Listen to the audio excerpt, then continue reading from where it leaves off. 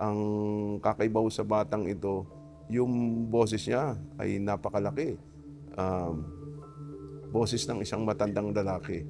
And then nagpatulong ako sa isang staff namin. Kitang-kita niya, biglang sa kamay, sa braso, may mga kagat.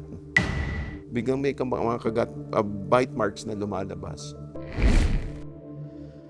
Sadyang kahali-halina ang mga bagay na inaalok ng demonyo. Kaya may ilang naaakit sa kinang nito, pero babala ng mga exorcist. Oras na kumagat sa tukso, mahuhulog sa kadiliman ang buhay ng tao. Ako si John Arcilia. Samahan ninyo kong bigyan ng liwanag ang mga nagtatago sa likod ng anino. Ito ang Possessed. Mga tunay na kwento mula sa mga Filipino exorcist.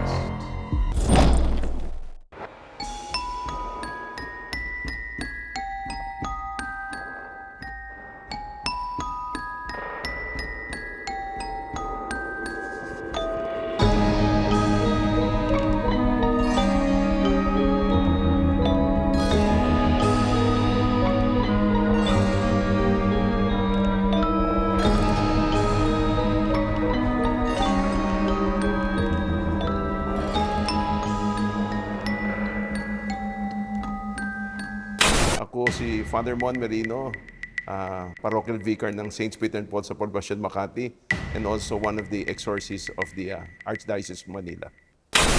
2007, na-assign po ako sa San Carlos Seminary. Kasama ko po sa team of formator si Father Sikia. Alam nyo, 2006, 2007, when he was starting the ministry, siya lang ho yan at si Rowena. Ngayon, makikita ko yan sa koridor, pagod na pagod. Siguro sa dami ng cases. And he was saying that time, ang daming hit and miss kasi formally, hindi pa naman niya talaga natututunan yung ministry. So may harassment, may pagod. So makikita ko yan, haras na haras, pagod na pagod, maglalakad sa koridor. Ako naman kasi ang palabiro, sasabihin ko, ayan, panay ka demonyo kasi. Pero yun nga, very informative po yung ang kanyang mga stories at ang daming learnings. And then 2015, nung nagkaroon ho kami ng bagong assignment, he asked me if I can help out in the ministry. So I was assigned as an exorcist 2015 kasi sabi niya, alam mo naman lahat ng kwento na eh. So it's a matter of just implementing what I've learned. Kaya po ako naging exorcist. I knew that it was one of the best ways to help the parishioner. And in exorcism, it is one of the best ways to catechize people. Kasi totoo eh. At pag nalaman nila yung ganito ang nangyari, ito ang pwedeng mangyari, people's attention, we get the attention of the people eh. So good way of pastorally of helping people, very good way of catechizing people.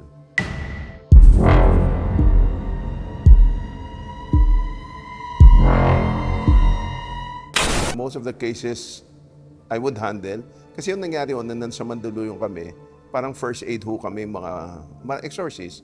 And if the case gets complicated, ina-assign na ho namin sa ministry. Typically, most of the cases, even here ho sa Makati, would be closing of the occult third eye. Infested places, houses or offices. Yun ho. Tapos something very interesting, kasi ho, may mga families ho na every generation, pare-pareho yung kasalanan, pare-pareho yung misfortune, pare-pareho ang vice, pare-pareho yung tragedy. Chances are merong generational curse sa family. One experience of generational curse was when we were in Maryland for a seminar. There was an Indian couple who approached me and asked for praying of the family. Kasi ho, ang family nakakaranas ng misfortune. So akin na itanong, did this same type of misfortune happen to the upper generation and to the many generations before you? And they got surprised because typical sa family nila, they will make big money but only to lose it every generation. So sabi ko, chances are may generational curse to your family. Typically, somebody in the upper generation, a curse was sent to that person. The reason why the curse took into the effect was that the person typically is not in a state of grace. So even up to now, ang tao pag nasa state of grace, hindi na matatabaan ng sumpa eh. So if a person goes to Mass, goes to confession, prays the rosary, that person is in a state of grace. But if the person is not in a state of grace, typically the curse takes into effect. And for some reason, part of the curse is that it goes down to the family line. So yun po, that's why may generational curse. So what we did a series of prayer. There was a Mass, and the patriarch of the family prayed the healing of the breaking of the generational curse and healing of the family tree. Kasi yung patriarch is very important eh. The prayer of the father for the family, that's very strong po eh. Because he's the head of the family. As with the Holy Family, Joseph was the one to whom the angel appeared to tell them, go to Egypt because Herod is looking for the child. So even the heavens recognize Joseph as the father of Jesus. So that was, the prayer of the father is very important. In fact, even in family dynamics, the loss of the father has a great impact on the children. But then again, the strength, when the father is faithful, it blesses the children. In fact, a father who goes to Mass, 80% of the time, the children will also go to Mass. So that's how big an influence the father is, not only physically, but also spiritually. Madalas pinamumugaran ng masamang espiritu ang mga gusali na matagal nang walang nakatira. Ipinamamalas pa nila ang kanilang kapangyarihan para mamayani ang takot sa lugar.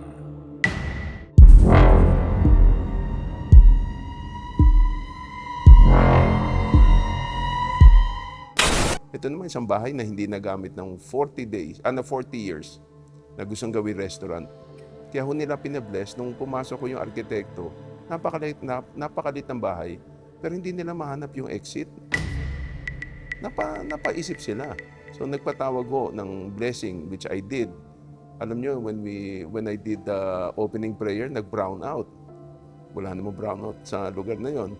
Tapos yung manok, 3:00 ng hapon, ang ingay, yung rooster. So, ayun. Pag in the eyes of the spiritual realm, alam mong may nahaharas, alam mong nagre-retaliate o nagre-react. Well, eventually we blessed it, but if I remember right, it did not only take one blessing. Kasi may mga bahay na kung stronghold yung if there's a spirits or spirits really attached to it, you also have to take some time eh. So I think nag 2 or 3 blessings dun sa lugar. Kasi hindi basta-basta umalis yung spirits. Uninhabited, dark, damp, those are prone to infestation. And of course, may pag-aari ka na isang bahay, you bring in an object that is cursed, you also bring in the spirit with you. So, another reason for infestation. Bago pa man magtagpo ang isang sinasapian at ang exorcist, sinusubukan na ng demonyong sindakin ang mga nasa simbahan.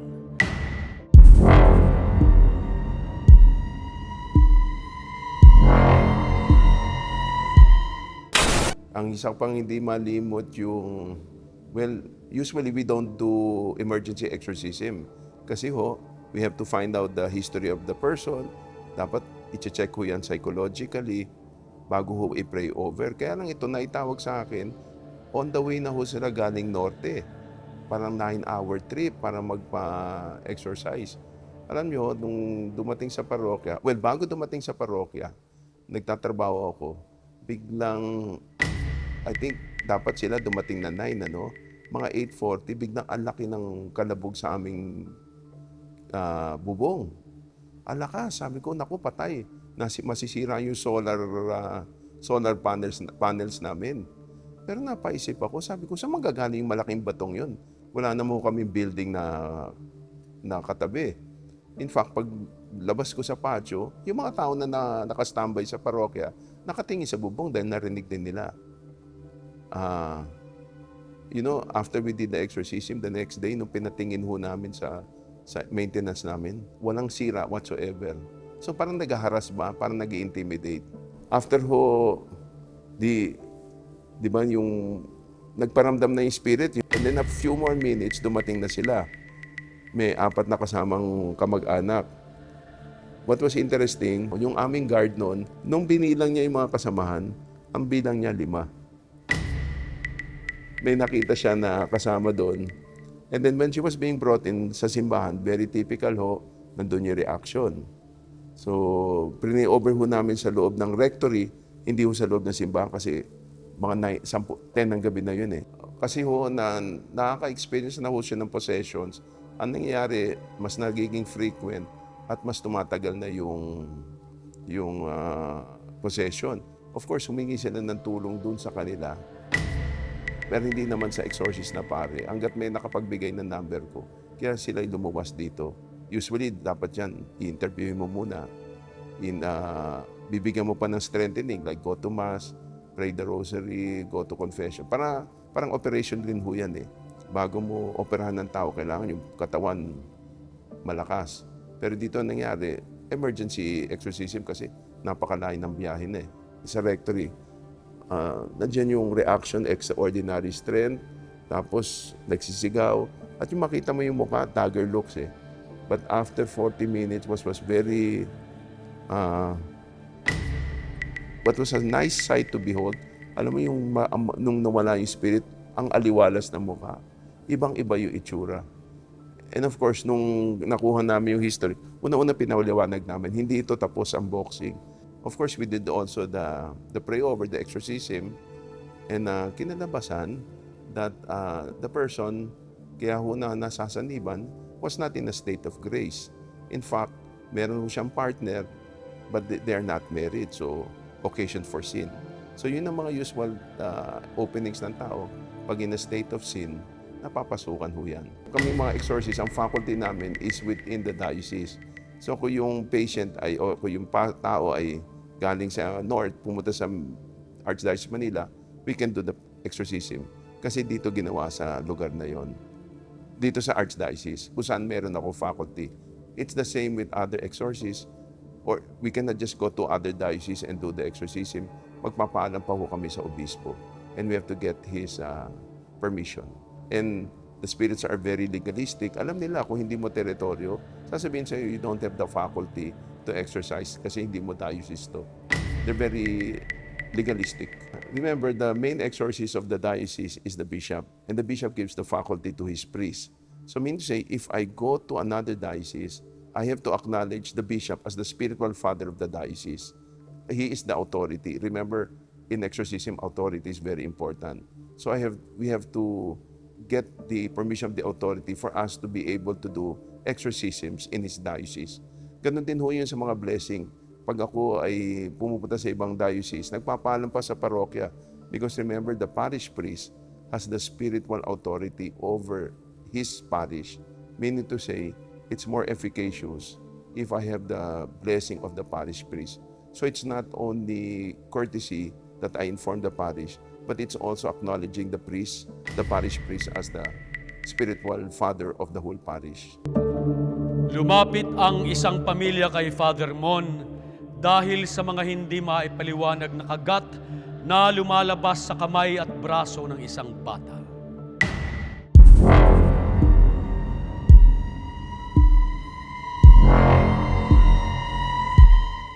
Meron ho kami isang case dito when we just transferred.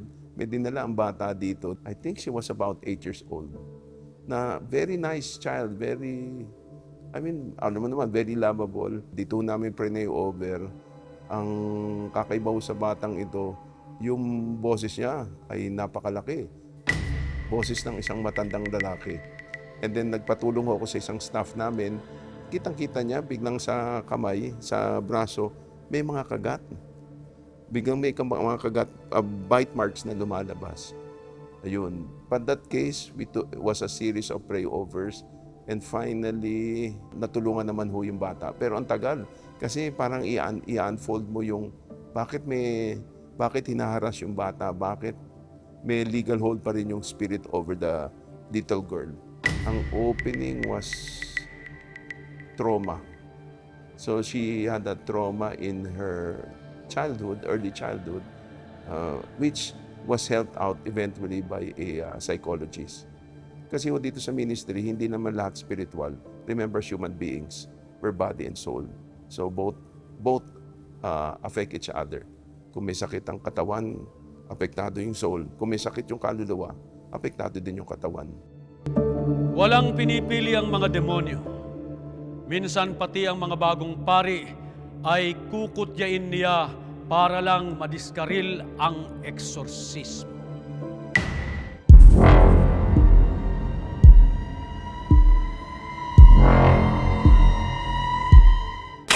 On the lighter side, isang kasama namin, we were doing a pray over. Nagsama ho ng isang pare to observe. Usually 2 or 3 priests yan eh. The main exorcist, pero some priests will do this part, some priests will do that part.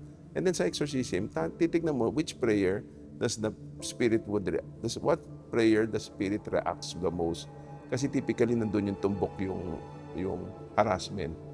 So the main exorcist did the opening prayers, and he asked his companion to pray another preparatory prayers. Kasi bago yung main exorcism prayers, marami preparatory yan eh. So ito na, pinipray over ho namin yung tao, no? And then sabi ho nung main exorcist, doon sa kasamahan niyang pare, do these prayers on her. So binigay yung libro. When the priest was about to pray, ano sabi nung spirit? Ay, magpa-practice siya. So ako naman nasa likod. Natawa ako kasi it's a way of harassing and intimidating eh. Pero makikita mo, sabi niya, ay, magpa-practice siya. Na-liberate. But then again, we'd like to explain, it's not a matter of pray over. The pray over is just one part. The real liberation is when the person changes his ways or her ways and become a better Christian. Yun. Kasi kung bumalik ka rin sa dating old life, dating kasalanan, may opening na naman. That's why there are some cases na bumabalik kasi nahuhulog na naman sa same type of sin. Nabalot ng takot ang isang seminaryo dahil sa mga hindi maipaliwanag na mga bagay sa lugar. Ang mitsa pala ng mga pangyayari, mga individual na sumubok ng okultismo.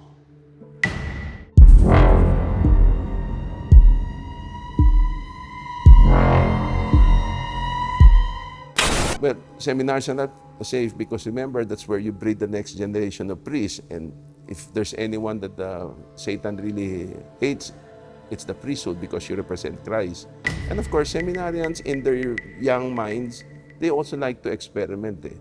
Kasi nga naman, we had the case wherein 2 seminarians dabbled into the occult, and that was the only time in that seminary na kasi nagkaroon na ng mga paranormal experiences eh. Nag-conjure ho sila, may mga wishes that of course came true fast and quick.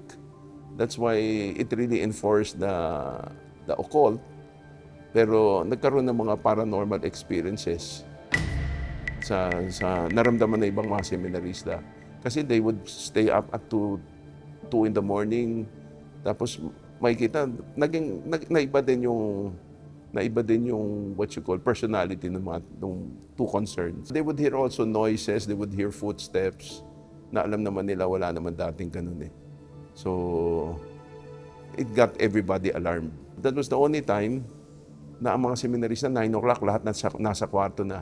Tapos the next day, that was the only time nagtataka yung mga formators, ang dami nagko-confession. So, nung nalaman nilang nag-double into the occult yung dalawang seminarista, of course, they called Father Sikia to help out. Pero ang biro dyan, yung hindi na nagawa ng mga formators sa disiplina, nagawa ng demonyo. Biro mo, nag-confession every day, nagmimisa, all present, tapos 9 o'clock, lights out, tapos na yung tahimik na yung dorm. Yun. That was the lighter side, but the more serious, on the more serious note is, yun yung what you call the seduction and the seduction of the occult. That's why many people dabble into it, especially the younger generation, because it gives power, it gives fame, and it gives money. Sinasabi na ang Latin, ang wika ng simbahang Katolika, kaya may dala itong bigat, lalo na tuwing gamit sa eksorsismo.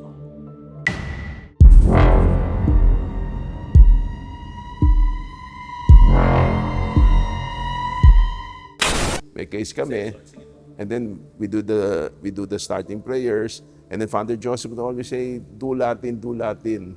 O sige nga, alam mo naman ako, obedient, ano? Sinubukan ko mag-Latin. Di ba, pag hindi mo talaga, hindi ka sanay. Or kahit sanay ka, pero pag hindi mo naintindihan, iba din naman ang dating sa akin eh. So, I tried to do Latin, bulol-bulol, na tumitigil. Ang ginawa ng Spirit, itinuloy na yung panalangin na dapat kong ginawa. So after that, bumalik na ako sa English. Well, alam naman na these are the things that the Spirit does to mock, intimidate, and to harass eh. Pero natuwa rin naman ako na magaling mag-Latin. I think I would hear this from Father Siquia. For 21 centuries, exorcism was always done in Latin. It was the lingua franca of the church. It was, I think in 1963 in Vatican II that the vernacular was used. So isipin mo for 21 centuries, doon ka ine-exercise. Parang tayo, pag minura ka sa English at minura ka sa Tagalog, para yatang mas malutong yung mura sa Tagalog kasi we're used to that. Ayon sa mga exorcist, isa sa pinakamabisang sakramental para malayo sa kapangyarihan ng demonyo ay ang medalya ni San Benito o ang Saint Benedict's Medal. Nakapalibot sa medalyang ito ang dasal na pangtaboy sa dyablo.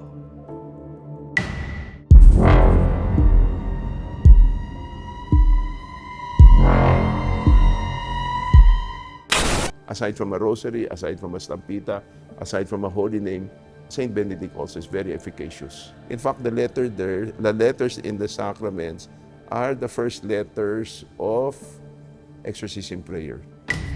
You know, that's why it's very efficacious. If you like the details, as usual kasi meron ho dyan yung CSSMH. Di ba? Kasi ganun ho yan eh. CSSMH. Cruz Sacra Sit Mihi Lux. May the Holy Cross be my light. Tapos, NDSMD. Nunquam Draco Sit Mihi Dux. May the dragon never be my guide. Tapos may VRS. Vade Retro Satana. Began Satan. And then may NSMV. Nunquam Swade Mihi Vana. Never tempt me with your vanities. Tapos merong SMQL. Sunt mala qua libas. What you offer me is evil. Then IVB. Ipse, venanae, bihas. Drink the poison yourself. Yun. So it's a prayer, first letter of the prayers. Ako, I always tell people to put a medallion on your windows and on the doors of your house to protect your house from spirits from the outside.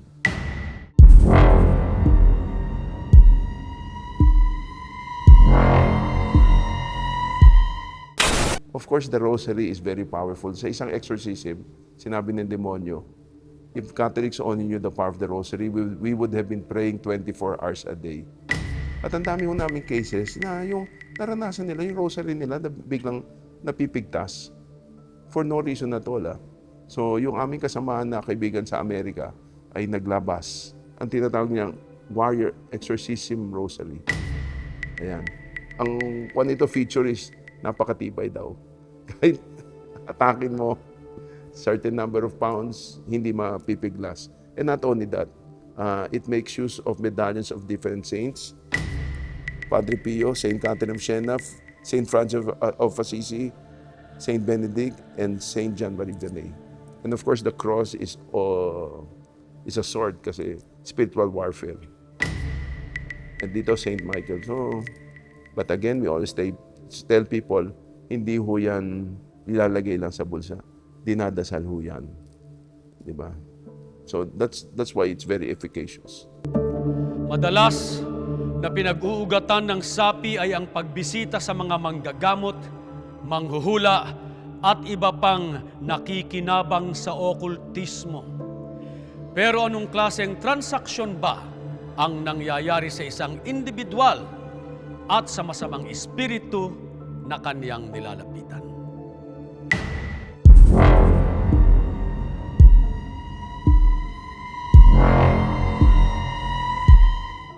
ito bata, 14 years old. Tapos, di syempre, bago siya i-pray over, binigyan ho yan ng assignments ng aming case officer. Go to Mass, receive communion, confession, pray the rosary. Sinabi naman niya, nagawa niya. So pray over, nagtataka kami, yung tingin sa amin, parang alam mo yung pa-sideways, na alam mo may mangyayari. Ito na. Pumasok na kami sa chapel, nag-ring yung phone ko. Labas ako. Sinagot ko muna. Tapos, right there and then, narinig ko, ang daming parang commotion sa loob ah. Ano nangyari? Pagpasok ko, ayan na, bugbugan na. Nabubugbog na kami lahat. Nagsabunutan, nanununtok, and the person was very violent. I was praying the prayer. Ano ginawa? Hinugot yung salamin ko sa tamang puwersa, sa tamang, very accurate eh. Ito lang talaga, tinapon. Tapos yung asin na hawak ko, sinipa, pero eksakto naman. Yung ganun ba, with accuracy. Kaya nga, pero yun, that was one pray over na inantay lang namin na maibsan, pero hindi na namin natapos kasi hindi rin prepared eh. Entry point, sa dami ng cases, kung hindi ako nagkakamali, occult. Oo. Pumunta sa mga occult practitioners. Ayun. So, typically, nangyari, you give the spirit a legal hold on you. Kasi ikaw mismo yung nag-solicit ng service nila eh. At marami sa atin mapapansin nyo, pag panay yung punta sa occult practitioner, bumubukas yung third eye. Nagiging more sensitive because you give the spirit a legal hold on you. Sa amin, usually tinatanong ko, meron bang somebody from the upper generation na bukas ang third eye? Siguro 70% of the time, yes. Ibig sabihin, yung power is handed down from one generation to the next. Kasi somebody up there doubled into the occult. At tapos na-attach yung spirit sa family line, it goes down from one generation to the next. Ayun. Bakit yung iba ayaw magpasara ng third eye? Kasi it gives you power eh. Yung iba nagiging water diviner. Yung iba nagiging fortune teller. Yung iba nagiging healer. It gives you power eh. But we also have to explain. Believe me, the spirits will try to open the third eye again. Isang case namin, she became a very good fortune teller. Pero ang harassment niya, hindi makatulog. And then after the pray over, sabi niya, sarap ng tulog niya. Pero again, yung may lumapit sa kanya, humingi ng tulong, alam mo naman yung heart natin is to help out people eh. Tinulungan niya using, parang napanaginipan niya yung sagot to the problem. O nagka-vision siya na sasagot ng tao na binigay niya. So again, nabuksan yung third eye. Kasi you made use of the occult power eh. They will always try to seduce you. Always remember sa mundong ating kinagagalawan, there's the seen and the unseen. And St. Paul will always say in the unseen, there's good versus evil. So be very discerning. Kaya nga St. Ignatius of Loyola has this discernment of spirits. Kasi evil spirits are very deceptive. Eh. They can appear as good, but in reality, they are not. Halimbawa, meron kang decision na gagawin. A Catholic would have to pray, have to discern, we have to ask the Lord, we'll have to wait. Di ba?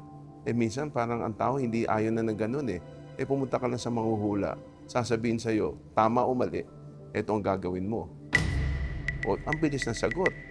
So bakit pa ako magdi-discern? Ba't ako magdadasal? Why do I have to wait? Why do I have to pray? Eto na, may sagot na agad. So yung ganun ho ang mindset.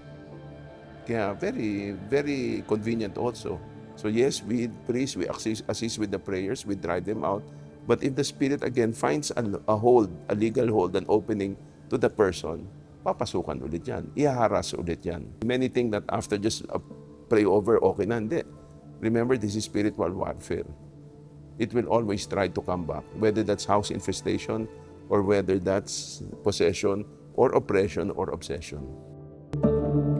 Sa labanan ng liwanag at kadiliman, palaging pinapipili ang tao ng kaniyang papanigan. Ikaw ba'y magpapaakit sa panandaliang kapangyarihan o maglilingkod sa puwersa ng kabutihan? Pumili ka ng tama. Ako si John Arcilia, hanggang sa muli nating pagkikita.